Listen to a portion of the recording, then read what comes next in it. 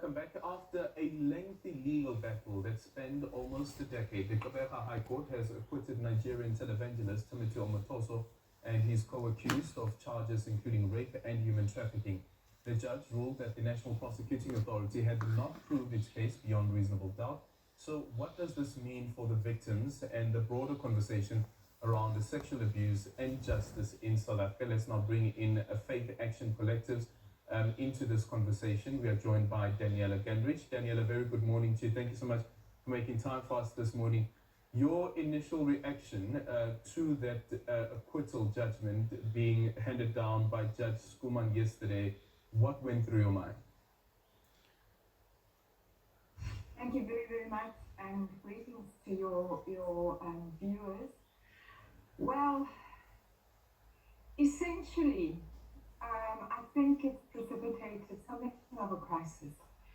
Particularly, what I actually did was I immediately contacted different people that are involved with the Faith Action Collective, and we will speak out South Africa as its secretariat,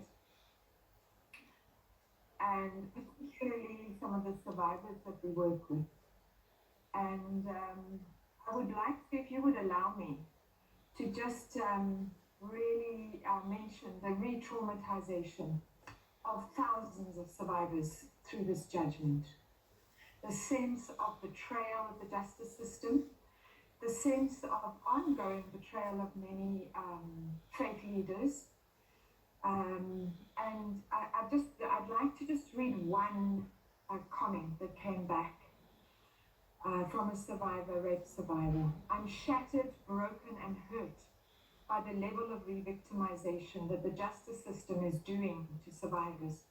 It's unfair that the evidence is not enough to call a perpetrator to account, yet we live with the evidence of the scars of pain, rage, brokenness, and fear. And I think that speaks for thousands of survivors in the country. I think apart from that, this kind of judgment can also embolden faith leaders, unethical faith leaders, and other men who get the sense of that God is on their side. Because I think that faith leaders who engage in this kind of activity somehow feel entitled to use what we call in our recent interfaith strategy on gender-based violence, spiritual abuse, which is using the scriptures, using their power, the power of the name of God, to abuse the most vulnerable. And it is completely in contradiction to any of our sacred texts, any of our fundamental values and principles. So it is really, really shocking. And I believe it needs to galvanize us as faith leaders, as our collective of faith leaders and so on, into real action, to also say to survivors, what these women have done is actually heroic, and it is godly what they have done. Because many, I think, feel that they cannot contradict their faith leaders because somehow they are questioning God. That is not the case. We have to stand up for the principles and the values that our faiths actually stand for, and not be afraid to speak out against such behaviors.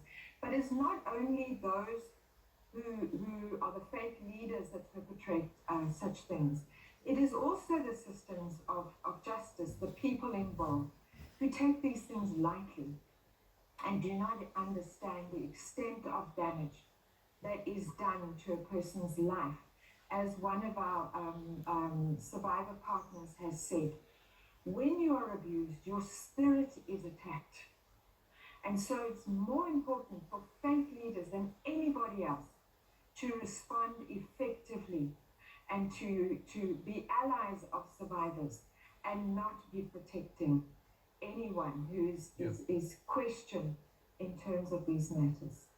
Yeah, I just quickly want to read a paragraph from the judgment. This is what Judge Irma Skuman had to say about the NPA and about the accused. She says that I view the explanations of the accused as improbable and I don't subjectively believe them. However, due to the uncertainty of the actions of the state and the lack of proper cross-examination, I cannot find that the accused versions are so improbable that they cannot reasonably possibly be true.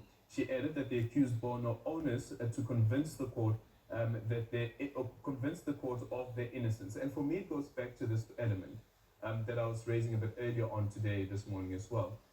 The acquittal does not necessarily mean that these alleged incidents did not take place, but it is about whether the state can prove beyond reasonable doubt that the accused are actually guilty of the crime. You know, we believe that the whole notion of proof beyond reasonable doubt is really problematic, particularly in cases of rape and sexual abuse and gender-based violence, which mostly take place in private. And so even, for example, the Anglican Church, which is now introduced and embedding deeply within its church law and in its church structures, a process of safe and inclusive church for safeguarding. We are also grappling with that question.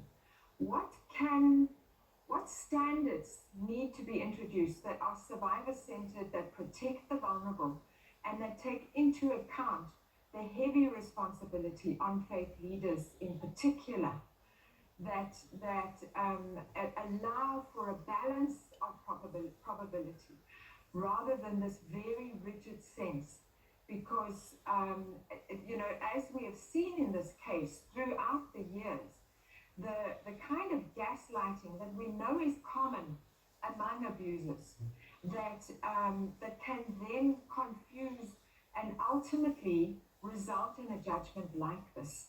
We have to be wiser than that.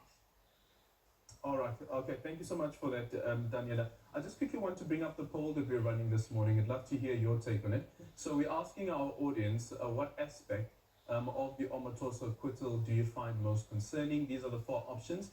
The length of the trial, the outcome of the trial, the state's conduct, the impact on the victims, and so far 69% of the people that have participated in the poll have voted the state's conduct. If you were to participate in this poll, which one would you be choosing? I know for some people it's perhaps maybe all of them, but which one do you say would be the one that really sticks out? Well, it's interesting that you haven't included the conduct of the faith sector. So I know I'm now adding something extra, but I think that is another thing that we really have to consider.